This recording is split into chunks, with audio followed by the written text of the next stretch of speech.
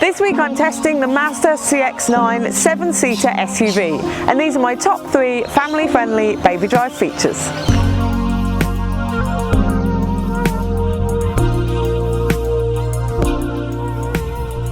Number 1 is the second row window blinds. They're great for shielding little passengers while you're driving along.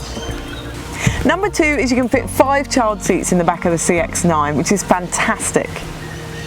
Number 3 is there's really good third row access in the CX-9, even with 5 child seats installed, as long as you're using the ISOFIX instead of the seatbelt to install the child seat.